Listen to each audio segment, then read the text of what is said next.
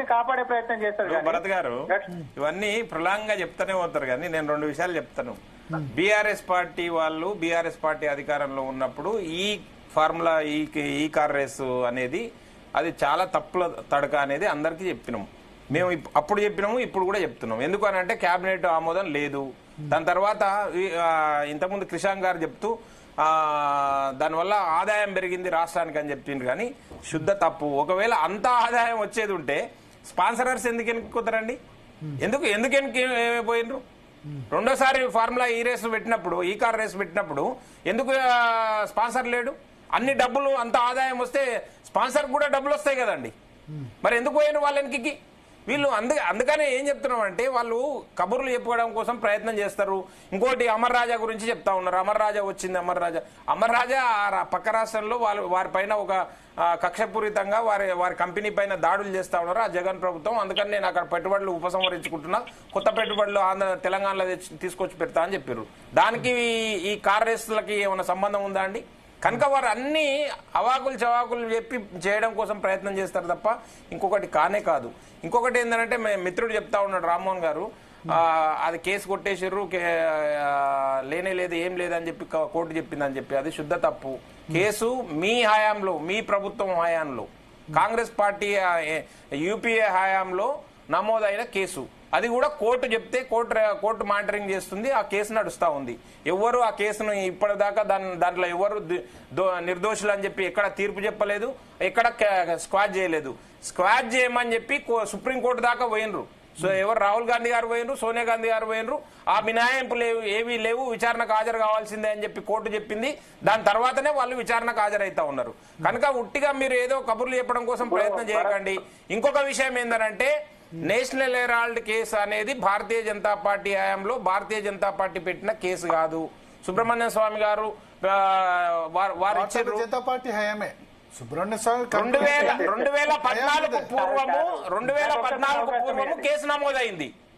Bharatiya Janata party అధికారంలోకి వచ్చినాక కాదు, వారి హయాంలోనే కోర్టు రిఫర్ చేస్తే కేసు నమోదు చేయాలి. తప్పనిసరి పరిస్థితుల్లో కంపల్షన్ క్రియేట్ అయ్యి కేసు నమోదు చేసారు. తప్పనిసరి పరిస్థితి అంతే. మరి కోర్టు చెప్పినాక చేయకపోతే ఎట్లయితే? ఈడీ మోడీ వచ్చిన తర్వాత సరే మోడీ అంటారు వాళ్ళు. వారు ఎన్ని రకాలుగా చెప్పినా గానీ కాదండి. ఈ నేషనల్ హెరాల్డ్ లో ఏం జరిగింది జాతి మొత్తం చూసింది.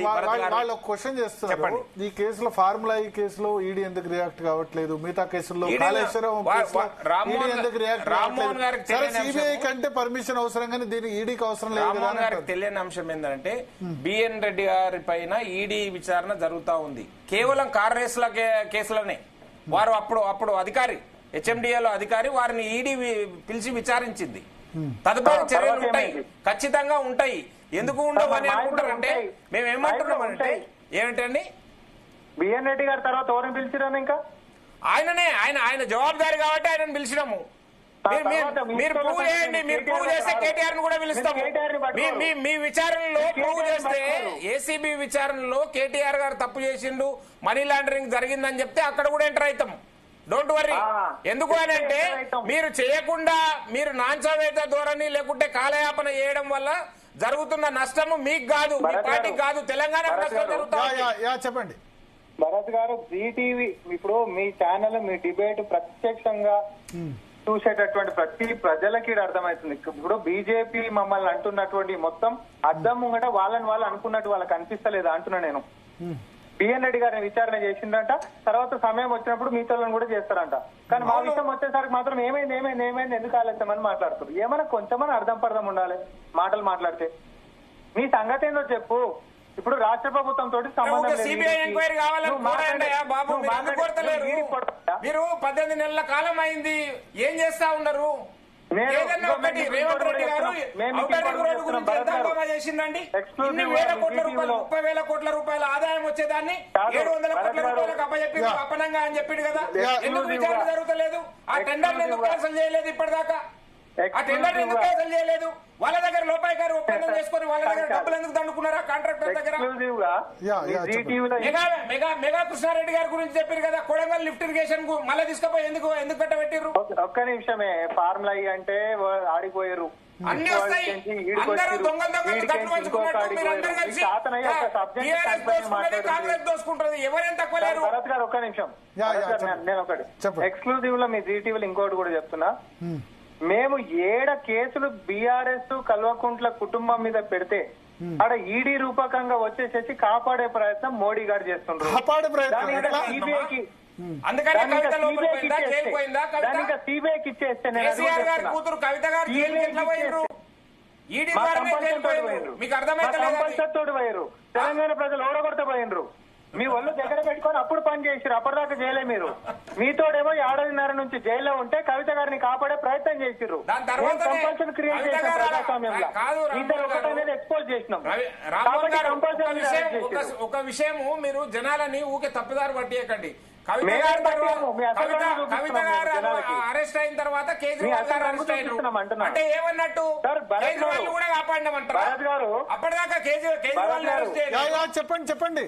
ఇప్పుడు కర్ణాటక నుంచి మొదలు పెట్టుకుంటే జార్ఖండ్ ముఖ్యమంత్రుల దాకా కాంగ్రెస్ పార్టీ అధికారంలో ఉన్న కాడ ముఖ్యమంత్రులని చిన్న కేసు ఏదైనా విషయం దొరికింది అని అంటే వాళ్ళని జైళ్లలో పెట్టినటువంటి బీజేపీ ఒకసారి మేము అధికారంలోకి వస్తే 10 ఏళ్ల నుంచి బీఆర్ఎస్ పార్టీ ఉంటే ఒక కేసు పెట్టలే అన్న, దానికైనా జవాబు చెప్పలే.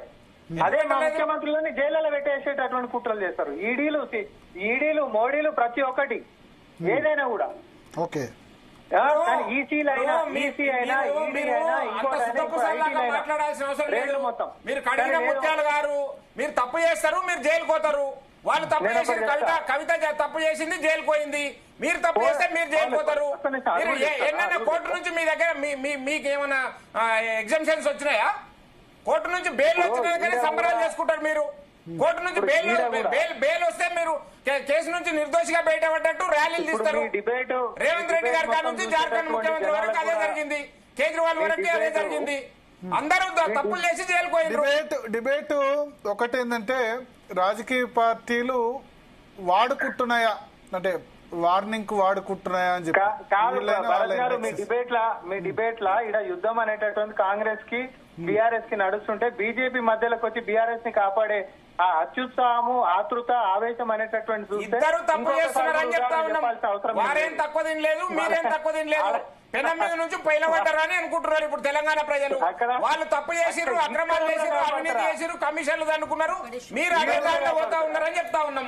అంటే 10 ఏళ్లతో ఏం పడిచిర్రు అంటారా? నేను మేము అధికారంలోకి వచ్చినాం కాబట్టి కేసులు చేశారు రామ్మోహన్ రెడ్డి గారు. వాళ్ళు కేసులు పెట్టంగానే ఈడీ వచ్చి